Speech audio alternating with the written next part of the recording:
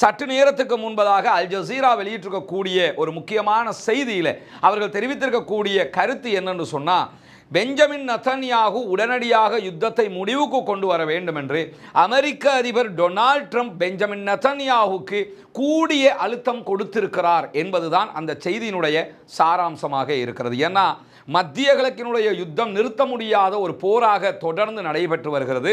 காசாவினுடைய இந்த யுத்தத்தினால மத்திய கிழக்கில் இருக்கக்கூடிய அரபு நாடுகள் எல்லாம் தர்ம சங்கடத்திற்கு உள்ளாகி இருப்பதும் அனைவருக்கும் தெரியும். காசாவில் ஒரு யுத்த நிறுத்தத்தை கொண்டு வர வேண்டும் என்கிற அரபு நாடுகளுடைய அழுத்தம் சற்று வேலை செய்கிறதோ என்கிற எண்ணப்பாடுகளையும் டொனால்ட் ட்ரம்பினுடைய இந்த பேச்சுக்கள் உருவாக்குகிற அதே நேரத்தில் அனைத்து பணைய கைதிகளையும் விடுவிப்பது, அதே போன்று பாலஸ்தீன விடுதலை அமைப்பை சரணடைய செய்வது தொடர்பாக பெஞ்சமின் நெதன்யாகு பேசியிருக்கிறாரே, தரையில் இருக்கக்கூடிய உண்மை அது அல்ல என்று சொல்லி அவர் சொல்லியிருக்கிறார். நெஜம்னு ஒன்று இருக்குதுல்ல, நெஜம்னு ஒன்று இருக்குது, உலகத்துக்கு ஊடகங்களில் காட்டுறதுன்னு ஒன்று இருக்குது. நெஜம் என்னன்னு சொன்னால், பாலஸ்தீன விடுதலை அமைப்பை அழிப்பதோ அல்லது பணைய கைதிகளை இராணுவ ரீதியாக மீட்டு கொண்டு வருவதோ பொய்யானது, உங்களுக்கு செய்ய முடியாதது என்பது நிரூபிக்கப்பட்டு விட்டது.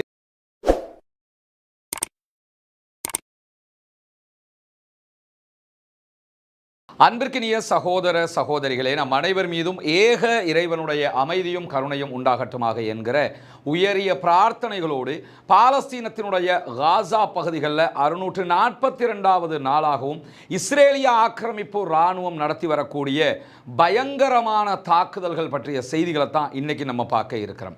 இஸ்ரேலிய ஆக்கிரமிப்பு இராணுவம் தொடர்ந்தும் அப்பாவிகள் மீதான தன்னுடைய உச்சகட்ட தாக்குதல்களை நடத்தி வருகிற அதே நேரம் விரைவிலேயே காசாவில் ஒரு யுத்த நிறுத்தம் கொண்டு வர வேண்டும் என்கிற கோரிக்கைகளும் தொடர்ந்து எழுப்பப்பட்டு வருவதை நம்ம அத்தனை பேரும் அறிவோம். அந்த அடிப்படையில் எதிர்வருகிற நாட்களில் 60 நாட்கள் 2 மாதங்கள் ஒரு யுத்த நிறுத்தத்தை கொண்டு வர வேண்டும், அதற்கு பிறகு நிரந்தர யுத்த நிறுத்தமாக அது மாற்றப்பட வேண்டும் என்கிற பேச்சுக்கள் தான் தொடர்ந்து நடைபெற்று வருகிற நிலையில் அமெரிக்க அதிபர் டொனால்ட் ட்ரம்பை பெஞ்சமின் நெதன்யாகு இஸ்ரேலுடைய பிரதமர் திங்கட்கிழமை சந்தித்து பேசியிருந்தார். இஸ்ரேலிய பிரதமர் அமெரிக்க அதிபரை சந்திப்பதற்கு முன்பதாகவே அமெரிக்க அதிபருடைய மத்திய கிழக்குக்கான தூதுவராக இருக்கக்கூடிய ஸ்டீவ் விட்காஃபோடு கத்தாருடைய அதிகாரிகள் நேரடியாக கிட்டத்தட்ட 3 மணி நேரங்கள் சமாதான நிகழ்வுகள் தொடர்பான பேச்சுவார்த்தைகளில் ஈடுபட்ட செய்திகளும் இன்றைக்கு வெளியாகி இருக்கக்கூடிய நேரத்தில் சற்று நேரத்துக்கு முன்பதாக அல் ஜசீரா வெளியிட்டிருக்கக்கூடிய ஒரு முக்கியமான செய்தியில் அவர்கள் தெரிவித்திருக்கக்கூடிய கருத்து என்னன்னு சொன்னா,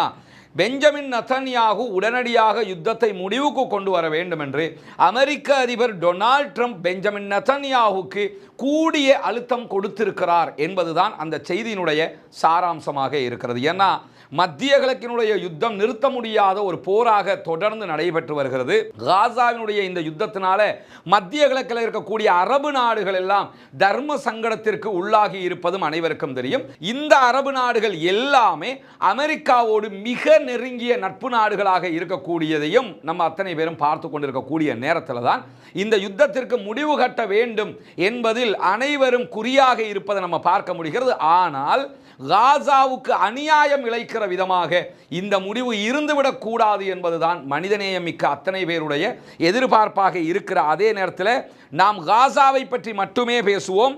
இதை தீர்க்கமாக தீர்மானித்து முடிக்க வேண்டியிருக்கிறது.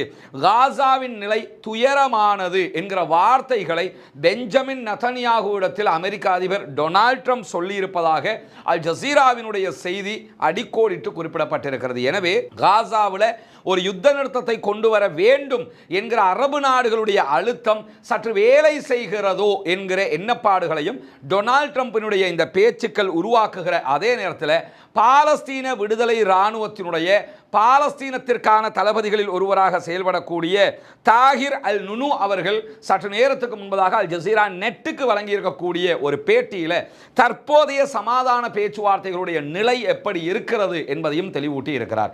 தற்போது சமாதான பேச்சுவார்த்தைகள் நடைபெற்று வருகிறது காசா தொடர்பாக. இந்த பேச்சுவார்த்தைகளில் 10 உயிருள்ள கைதிகளை நாங்கள் விடுவிப்பதற்கு தயார் என்று பாலஸ்தீன விடுதலை இராணுவம் ஒப்புக்கொண்டிருப்பதான செய்திகளை சொல்லக்கூடிய தாகிர் அல் நுனு அவங்க தோஹா கத்தாரில் நடைபெற்று வரக்கூடிய பேச்சுவார்த்தைகளில் ரொம்ப ரொம்ப நெகிழ்வுத்தன்மைகளை பாலஸ்தீன விடுதலை இராணுவம் காட்டிக் கொண்டிருக்கிறது என்பதையும் தெளிவூட்டி இருக்கிறார். வளமையில் சில விவகாரங்களில் நாங்கள் விடாப்பிடியாகவே இருப்போம், ஆனால் இஸ்ரேலை விட இந்த பேச்சுவார்த்தைகளில் நாங்கள் சில நிகழ்வுத்தன்மைகளோடு தான் இருக்கிறோம். அதுக்காக எல்லாவற்றையும் நாங்கள் விட்டு கொடுத்து விட முடியாது. எங்களுடைய அடிப்படை கோரிக்கை அது கோரிக்கையாகவே தான் இருக்கும். அதில் நாங்கள் விடுவிப்பு செய்ய முடியாது. 10 பேரா 8 பேரா 12 பேரான்னா அதில் நாங்கள் நெகோசியேஷன் பண்ணுறதுக்கு தயாராக இருக்கிறோம். ஆனால் விடுவிப்பதில் அத்தனை பேரையுமே விடுதலை செய்யுங்கள் என்றால் அதற்கு எங்களுடைய நிபந்தனையையும் நீங்கள் ஏற்றாக வேண்டும். எனவேதான் முடிந்த வரைக்கும் நெகிழ்வுத்தன்மையோடு எங்களுடைய கட்டங்களை நாங்கள் தாண்டி கொண்டிருக்கிறோம் என்று சொல்லக்கூடிய தாஹிர் அல் நுனு அவங்க என்ன சொல்றாங்கன்னு சொன்னா, எந்த ஒரு ஒப்பந்தத்திற்கும் பாலஸ்தீன விடுதலை அமைப்பு என்ன நிபந்தனைகளை வைக்கிறது என்று பத்திரிகையாளர்கள் கேட்கிற போது, காசா பகுதிகளில் இருந்து இஸ்ரேலிய படைகள் ஒட்டுமொத்தமாக திரும்ப பெறப்பட வேண்டும். காசாவில் எந்த இடத்துலையுமே இஸ்ரேலி ராணுவம் இருக்கக்கூடாது, அவர்கள் மொத்தமாக வெளியேற வேண்டும், யுத்தம் நிரந்தர யுத்த நிறுத்தமாக மாற வேண்டும். இந்த ஒரு விரிவான ஒப்பந்தமாக இருந்தாலும் இந்த நிபந்தனைகள் அடிப்படையில் தான் அந்த ஒப்பந்தம் சாத்தியப்படும். காசாவிலிருந்து ராணுவம் வெளியேற மாட்டாது, அதே நேரத்தில் நிரந்தர யுத்த நிறுத்தம் இல்லை என்கிற வார்த்தைகளை நீங்கள் சொல்ல வந்தீங்கன்னா அதற்கு நாங்கள் ஒப்புக்கொள்ள மாட்டோம் என்பதை திட்டவட்டமாக என்ன பண்ணியிருக்கிறாங்கன்னா பாலஸ்தீன விடுதலை இராணுவத்தினுடைய காசாவுக்கான தளபதி இன்றைக்கு சொல்லியிருக்கக்கூடிய செய்திகள் வெளியாகி இருப்பதை நம்ம அவதானிக்க முடிகிறது. அதே நேரம் இஸ்ரேலிய பிரதமர் பெஞ்சமின் நெதன்யாகு ஃபாக்ஸ் நியூஸினுடைய பிசினஸ் சைட்டுக்கு ஒரு இன்டர்வியூ கொடுத்திருக்கிறாரு. அதில் அவர் சில செய்திகளையும் சொல்லி இருக்கிறார். நாங்கள் 60 நாட்கள் யுத்த நிறுத்தம் பற்றி பேசிக் கொண்டிருக்கிறோம். இதே நேரத்தில் இந்த 60 நாள் யுத்த நிறுத்தத்தில் செத்துப்போன அதே போன்று உயிரோடு இருக்கக்கூடிய பணைய கைதிகளை பெற்றுக்கொள்வதில் தான் எங்களுடைய கவனம் அதிகமாக இருக்கிறது. பணைய கைதிகளை விடுவிப்போம், பாலஸ்தீன விடுதலை அமைப்பை இராணுவத்தை நாங்கள் அழிப்போம், காசா இனிமேல் இஸ்ரேலுக்கு தொந்தரவாக இருக்கக்கூடாது என்கிற வார்த்தைகளை அவர் பயன்படுத்தி இருக்கிறார். இதை சொல்லிக்கிட்டு தான் காசாவுக்குள்ள அக்டோபர் 7ஆம் தேதியே உள்ள வந்தாங்க. நாங்கள் பணைய கைதிகளை மீட்போம், பாலஸ்தீன விடுதலை இராணுவத்தை அழிப்போம் என்று சொல்லி இவர் பேசாத பேச்சு கிடையாது. ஆனால் இன்னைக்கு 642வது நாளில் உட்கார்ந்துகிட்டு இருக்கிறோம். இதுவரைக்கும் அவர்கள் அதை செய்யவில்லை. அதிலே தோல்வி அடைந்து கொண்டிருக்கக்கூடிய நேரத்தில் பாலஸ்தீன விடுதலை அமைப்பினுடைய மற்றொரு தலைவராக இருக்கக்கூடிய இர்ஷாத் அல் ரிஸ்க் அவங்க இதற்கு பதில் சொல்லி இருக்கிறாங்க. பெஞ்சமின் நெதன்யாகு ஃபாக்ஸ் நியூஸுக்கு வழங்கி இருக்கக்கூடிய பேட்டிக்குரிய பதிலாக அவர் என்ன சொல்றாருன்னா, அனைத்து பணைய கைதிகளையும் விடுவிப்பது அதே போன்று பாலஸ்தீன விடுதலை அமைப்பை சரணடைய செய்வது தொடர்பாக பெஞ்சமின் நெதன்யாகு பேசி இருக்கிறாரு. தரையில் இருக்கக்கூடிய உண்மை அது அல்ல என்று சொல்லி அவர் சொல்லியிருக்கிறார். நெஜம்னு ஒன்று இருக்குதுல்ல, நெஜம்னு ஒன்று இருக்குது, உலகத்துக்கு ஊடகங்களில் காட்டுறதுன்னு ஒன்று இருக்குது. நெஜம் என்னன்னு சொன்னால் பாலஸ்தீன விடுதலை அமைப்பை அழிப்பதோ அல்லது பணைய கைதிகளை இராணுவ ரீதியாக மீட்டு கொண்டு வருவதோ பொய்யானது, உங்களுக்கு செய்ய முடியாதது என்பது நிரூபிக்கப்பட்டு விட்டது. தரையில் இருக்கக்கூடிய யதார்த்தம் அது கிடையாது அப்படின்னு சொல்லிட்டு நீங்கள் தான் உங்கள் பணைய கைதிகளை மீட்டெடுக்க முடியாதுன்னு ஒப்புக்கொண்டுட்டீங்க பகிரங்கமாக. யுத்தத்தில் ஜெயிக்க முடியாதுன்னு பகிரங்கமாக ஒப்புக்கொண்டுட்டீங்க. பாலஸ்தீன விடுதலை அமைப்பை அழிக்க முடியாதுன்னு பகிரங்கமாக ஒப்புக்கொண்டுட்டீங்க. ஒப்புக்கொண்ட காரணத்தினால தான் இப்போ நீங்க பேச்சுவார்த்தைகளுக்கே வந்திருக்கிறீங்க. எனவே பேச்சுவார்த்தைகளில் விட்டு கொடுப்போடு உங்கள் மக்களை மீட்டுக்கொள்ள முடியுமா என்பதை மாத்திரமே நீங்கள் பார்க்க வேண்டும். பாலஸ்தீன விடுதலை அமைப்பு தோற்காது இன்ஷா அல்லாஹ். பாலஸ்தீன விடுதலை அமைப்பு ஒருபோதும் சரணடையாது. பாலஸ்தீனத்தை மீட்கிற வரைக்கும் எங்களுடைய போராட்டம் தொடரும் என்கிறார் பாலஸ்தீன விடுதலை அமைப்பினுடைய தலைவர்களில் ஒருவராக இருக்கக்கூடிய சகோதரர் இர்ஷாட் அவர்கள். எனவே பாலஸ்தீன விடுதலை அமைப்பு தற்போதும் பெஞ்சமின் நெதன்யாகுக்கு இந்த பதிலடியை கொடுத்திருக்கக்கூடிய நேரத்தில் பெஞ்சமின் நெதன்யாகுவினுடைய இஸ்ரேலுடைய எதிர்க்கட்சி தலைவராக இருக்கக்கூடிய லாபித் சற்று நேரத்துக்கு முன்பதாக பெஞ்சமின் நெதன்யாகுவினுடைய அதே கருத்துக்கு அவரும் ஒரு பதிலை சொல்லி இருக்கிறார். அதில் அவர் என்ன சொல்றாருன்னா, இந்த யுத்தத்தினால இஸ்ரேலிய கவர்மெண்ட்டுக்கோ இஸ்ரேலுக்கோ எந்த நன்மைகளும் கிடையாது. காசாவில் இந்த யுத்தத்தில் நம்ம ஜெயிச்சிருந்தோம்னா காசாவில் இவ்வளவுக்கும் ஆட்சி மாற்றம் வந்திருக்க வேண்டும். ஆனால் இப்பொழுதும் காசாவை பாலஸ்தீன விடுதலை அமைப்பினர் தான் கண்ட்ரோல் பண்ணி கொண்டிருக்கிறார்கள். எனவே நமக்கு நல்லது என்னன்னு சொன்னா, ஒரு ஒப்பந்தத்தை பண்ணி காசாவில் இருந்து வெளியேறி காசாவுக்கு வெளியில் இருக்கக்கூடிய நம்ம எல்லைகளை நம்ம பலப்படுத்திக் கொள்வதுதான் நமக்கு சிறந்தது என்று சொல்லி புத்திசாலித்தனமா கொஞ்சம் விவரமா இஸ்ரேலுடைய எதிர்க்கட்சி தலைவர் இந்த அறிக்கையை வெளியிட்டிருக்கிறார். உண்மையும் அதுதான், யதார்த்தமும் அதுதான்.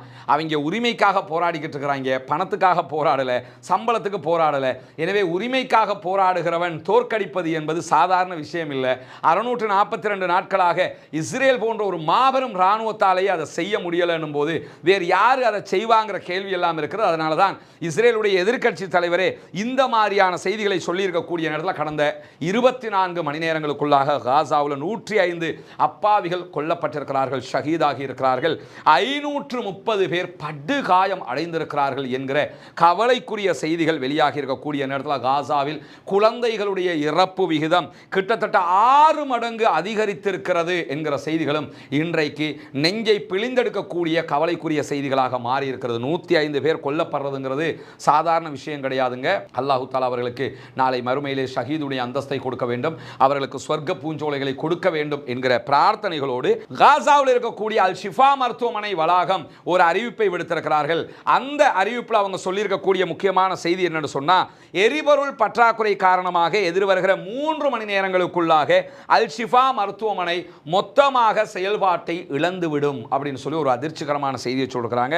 தீவிர சிகிச்சை பிரிவை ஐசியூ யூனிட்டை வந்து ரன் பண்ணணுமா இருந்தால் டீசல் தேவைப்படுது, அங்கே இருக்கக்கூடிய ஜெனரேட்டர்களை இயக்கிறதுக்கு எங்களுக்கு டீசல் கிடையாது, எனவே தீவிர சிகிச்சை பிரிவு இழுத்து மூடப்பட்டுவிடும். பிறந்த குழந்தைகளை பராமரிக்கிற அதே போன்று டயாலிசிஸ் செய்யக்கூடிய பிரிவுகள் இவற்றையெல்லாம் நாங்கள் இழுத்து மூட வேண்டிய நிலைமை ஏற்படும். நூற்றுக்கணக்கான நோயாளிகள் அதே போன்று காயமடைந்தவர்கள் உயிரிழக்க நேரிடும். எனவே உடனடியாக இந்த மருத்துவ பேரழிவை தடுக்கும் விதமாக எங்களுக்கு தேவையான உதவிகளை செய்து தாருங்கள் என்று சொல்லி அல் ஷிஃபா மருத்துவமனை சற்று நேரத்துக்கு முன்பதாக ஒரு செய்தியை வெளியிட்டிருக்கிறார். அதே நேரம் இன்றைக்கு அல் ஜசீராவினுடைய அரபு செய்தித்தளம் ஒரு செய்தியை வெளியிட்டிருக்கிறாங்க. WHO மேற்கோள் காட்டி தான் இந்த செய்தியை வெளியிட்டிருக்கிறாங்க. அந்த செய்தியில் WHO என்ன சொல்றாங்கன்னா, இன்றைய தினம் காசாவுக்குள்ள இருக்கக்கூடிய WHO மருந்து கிடங்குகளுக்கு WHO தனியான முகாம்களை வச்சிருக்கிறாங்க. அதுக்குள்ள 11 லாரிகளில் மருந்துகள் நுழைந்ததாக சொல்லி இருக்கிறார்கள். இந்த மருந்து லாரிகள் எங்களுக்கு வந்திருக்கிறது, நாங்கள் சம்பந்தப்பட்ட இடங்களுக்கு அதை விநியோகிப்பதற்கு தயாராக இருக்கிறோம் என்று சொல்லியிருக்கிறாங்க. ஆனால் இது எந்த பார்டர் வழியாக போனது, எப்படி அவங்க கிட்ட போனது, யார் இதற்கு அனுமதி கொடுத்தார் என்கிற விவரங்களை அவங்க சொல்லலை. ஆனால் உள்ளே 11 ட்ரக்குகள் நுழைந்திருப்பதாக சொல்லியிருக்கிறார்கள் மருந்துகள். ஆனால் இது ஒரு தேக்கரண்டி அளவுதான், எங்களுக்கு தேவையானது முழுமையாக தேவைப்படுகிறது, போதாது, கொஞ்சமாக தான் கிடைச்சிருக்குதுங்கிறதையும் அவங்க சொல்லியிருக்கிறாங்க. எது எப்படி போனாலும் 11 வாகனங்களில் 11 ட்ரக்குகளில் மருந்துகள் நுழைந்திருக்கிறது ஏதோ ஒரு வகையில்ங்கிற ஒரு சின்ன மனதிருப்தியும் நமக்கு ஏற்பட்டிருக்கிறது. இன்றைக்கு அல் ஜசீரா நெட், அல் ஜசீராவினுடைய அரபு பிரிவு இந்த செய்திகளை வெளியிட்டிருக்கிற அதே நேரத்தில் இஸ்ரேலிய ஊடகங்கள் நேற்றில் இருந்து ஒரு செய்தியை சொல்லி வர்றாங்க. அது என்ன செய்தின்னு சொன்னால், இஸ்ரேல் காசாவினுடைய ரஃபா பகுதிகளில் ஒரு பெரிய முகாமை அமைப்பதற்கு திட்டமிடுவதாகவும், அப்பாவிகள் எல்லாரையுமே ஒரே இடத்துக்கு கொண்டு வந்து காசாவினுடைய பகுதிகளை கைப்பற்றி காசாவை இன்னும் சுருக்கிறதுக்காக ரஃபா பகுதிகளில் 6 லட்சம் பேரை அடைத்து வைக்கும் விதமாக ஒரு முகாமை தயாரிக்க இருப்பதான செய்திகளை வெளியிட்டிருக்கிறார்கள். இது உலக மகா அநியாயத்தின் உச்சம். இது ஏன்னா ஒரு ஆட்டு மந்தைகளைப் போல மக்களை வழிநடத்துவது, அவர்களை சுட்டுக் கொள்வது, கேட்க பார்க்க யாருமே இல்லாத ஒரு சமூகமாக மாறிட்டாங்கிறத நினைக்கும் போது நெஞ்சு வலிக்கிறது. ஏன்னா எப்படி ஒரு மனிதர்கள் தானே, அவங்களும் எல்லாத்தையும் விட்டுருவோமே, அவங்களும் உயிருள்ள ஒரு ஜீவன் தானேங்க. அவங்கள போட்டு ஆடு மாடு மந்தைகளை போன்று அடைத்து வைப்பது, இன்னும் 6 லட்சம் பேரை ஒரே இடத்துல அடைச்சி வைக்க போகிறோம், நாங்கள் அதுக்குரிய ஏற்பாடுகளை செய்ய போகிறோம்னு இன்னைக்கு இஸ்ரேலுடைய பாதுகாப்பு அமைச்சு இதை வெளியிட்டிருக்கிறார்கள். அம்னஸ்டி இன்டர்நேஷனல் போன்ற அமைப்புகள் எல்லாம் இதை கண்டித்திருக்கிறார்கள். கண்டித்து என்ன பலன்? இவர்களை தடுப்பதற்கு யாருக்கு அதிகாரம் இருக்கிறது? அரபு நாடுகள் எல்லாம் அறிக்கை விடுத்து கொண்டுதானே இருக்கிறது. ஆனால் அந்த மக்களை காப்பாற்ற முடியவில்லையே என்கிற ஆதங்கம் தான் இருக்கிறது. நம்மால் செய்ய முடிந்தது ஒன்றே ஒன்றுதான், அந்த அப்பாவிகளுக்காக அல்லாஹ்விடத்திலே கையேந்துங்கள், அல்லாஹ்விடத்திலே அழுது புலம்புங்கள், அல்லாஹ்விடத்திலே கெஞ்சி கேளுங்கள். அந்த அப்பாவிகளுக்கு நாம் செய்கிற ஒரே உதவி அது மட்டும்தான். எனவே தொடர்ந்தும் அவர்களுக்காக பிரார்த்தனை செய்ய மறந்து விடாதீர்கள் என்கிற கோரிக்கைகளோடு இன்றைக்கும் பாலஸ்தீன விடுதலை இராணுவம் இஸ்ரேலிய ஆக்கிரமிப்பு இராணுவத்திற்கு எதிரான தாக்குதல்களை நடத்தியிருக்கிறது. குறிப்பாக இஸ்ரேலுடைய ஒரு இராணுவத்தைச் சேர்ந்தவனை ஸ்னைப்பர் அட்டாக் மூலமாக அழித்திருப்பதாக பாலஸ்தீன விடுதலை அமைப்பினுடைய துணை இராணுவ குழு செய்தி வெளியிட்டிருக்கிறார். அதே நேரம் ஜபாலியாவில் இஸ்ரேலிய இராணுவத்தினுடைய கூட்டத்தை குறி குறிவைத்து தாக்குதல் நடத்தியதாக பாலஸ்தீன விடுதலை இராணுவத்தினுடைய மேலும் ஒரு துணை இராணுவ குழு செய்தி வெளியிட்டிருக்கிறது. ஜபாலியா அல் பலாதினுடைய கிழக்கு பகுதிகளில் இஸ்ரேலிய ஆக்கிரமிப்பு இராணுவம் கூடியிருந்த ஒரு கூட்டத்தையும் அவர்களுடைய வெஹிக்கிள்ஸ் மேலேயும் தான் மோட்டார் குண்டு தாக்குதல்கள் நடத்தி இருப்பதாக இந்த செய்திகள் வெளியாகி இருக்கு. ஆனால் இதில் எத்தனை பேர் கொல்லப்பட்டிருக்கிறாங்க, எத்தனை பேர் காயமடைந்திருக்கிறார்கள் என்கிற செய்திகள் வெளியாகாத அதே நேரத்தில் கான் யூனிஸ்ல இஸ்ரேலிய ஆக்கிரமிப்பு இராணுவத்தினுடைய படைகள் மீது மோட்டார் குண்டு தாக்குதல்கள் நடத்தி இருப்பதாகவும்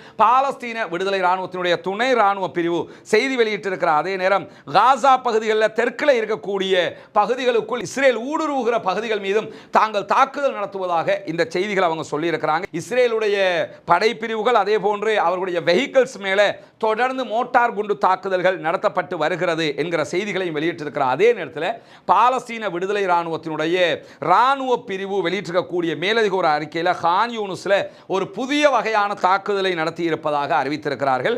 இன்றைக்கு காலை கான் யூனிஸினுடைய கிழக்கு பகுதியில் இருக்கக்கூடிய அபாசன் அல் கபீரா என்கிற பகுதிகளில் இஸ்ரேலிய ஆக்கிரமிப்பு இராணுவம் அதே போன்று அவர்களுடைய வெஹிக்கிள்ஸை இலக்கு வைத்து நாங்கள் தாக்குதல் நடத்தி இருக்கிறோம். இந்த தாக்குதல்களில் யாசின் 105 அல் கலீபர் வகையான ஏவுகணை தாக்குதல்களை நடத்தி ராக்கெட் அட்டாக் பண்ணி இருக்கிறோம் என்கிற செய்திகளோடு இதிலே ஒரு மெர்காவா டேங்க் அளிக்கப்பட்டிருக்கிறது. 2 இஸ்ரேலிய கவச கேரியர்களும் அளிக்கப்பட்ட மொத்தம் 3 வெஹிக்கிளை அளிச்சிருக்கிறாங்க. இதில் எத்தனை பேர் கொல்லப்பட்டாங்க, எத்தனை பேர் காயமடைந்தாங்கிற செய்திகளை இஸ்ரேல் இதுவரைக்கும் சொல்லலை. ஆனால் 3 வெஹிக்கிள் அளிக்கப்பட்டிருந்தால் குறைந்தது 15 பேர் கொல்லப்பட்டிருக்க வேண்டும் என்பதை நாம் புரிந்து கொள்ள முடிகிற அதே நேரத்தில் இஸ்ரேலிய ஆக்கிரமிப்பு இராணுவம் ஒரு செய்தியை இன்றைக்கு வெளியிட்டிருக்கிறாங்க. நமக்கு தெரியும், நேற்றைய தினம் ஒரு பாரிய தாக்குதலை 7 பெட்டாலியன் மேலே இலக்கு வைத்து தொடர் தாக்குதல்களை பாலஸ்தீன விடுதலை அமைப்பு நடத்தி இருந்தது. அந்த தாக்குதல்களை ரொம்ப பாதிக்கப்பட்டது நெட்சா யஹூதா என்கிற படைப்பிரிவு. இந்த நெட்சா யஹூதா படைப்பிரிவினுடைய தளபதியாக செயல்படக்கூடிய லெப்டினன்ட் கர்னல் யோசி லெவி இன்றைக்கு வெளியிட்டிருக்கக்கூடிய அறிக்கைகளில் இந்த நட்சா யஹூதா படைப்பிரிவு ஆரம்பிக்கப்பட்டதிலிருந்து இன்றைய நாள் வரைக்கும் இப்படியான ஒரு தாக்குதலை எந்த பகுதியிலிருந்தும் நாங்கள் எதிர்கொள்ளவில்லை. மிக கடுமையான, மிக கொடூரமான, உச்சகட்டமான தாக்குதலை நாங்கள் எதிர்கொண்டிருக்கிறோம் என்று தங்களுடைய தோல்வியை பகிரங்கமாக ஒப்புக்கொண்டிருக்கிறது நெட்சா யஹூதா படைப்பிரிவு. எனவே இஸ்ரேலிய ஆக்கிரமிப்பு இராணுவத்தினுடனான தாக்குதல்கள் உச்சமாக தொடர்கிற அதே நேரம் பாலஸ்தீன விடுதலை அமைப்பினர் காசாவில் ஒரு சமாதான உடன்படிக்கையை கொண்டு வரும் விதமான பேச்சுவார்த்தைகளிலும் ஈடுபட்டு வருகிறார்கள். பொறுத்திருந்து பார்ப்போம் என்னவெல்லாம் நடக்கிறது என்று. இன்றைக்கு வெளியாகி இருக்கக்கூடிய முக்கியமான செய்திகளை தான் உங்களுக்கு மத்தியில் கொண்டு வந்து தந்திருக்கிறோம். பாலஸ்தீனம் வெற்றி பெற வேண்டும், பாலஸ்தீனம் சுதந்திரம் அடைய வேண்டும், பாலஸ்தீன மக்களும் நம்மை போன்று நிம்மதியானவர்களாக மாற வேண்டும், வாழ வேண்டும் என்கிற உயரிய பிரார்த்தனைகளோடு பாலஸ்தீன அப்பாவிகளுக்காக பிரார்த்திக்கிற அதே நேரம் இஸ்ரேலிய ஆக்கிரமிப்பு இராணுவத்திற்கு எதிராக மறவாமல் குனுத்து நாசிலாவை ஓதி வாருங்கள் என்கிற கோரிக்கைகளோடு பாலஸ்தீன மக்களுக்காக ஜனநாயக ரீதியாகவும் குரல் எழுப்புவமாக வாகிறது. அல்ஹம்துலில்லாஹி ரப்பில் ஆலமீன்.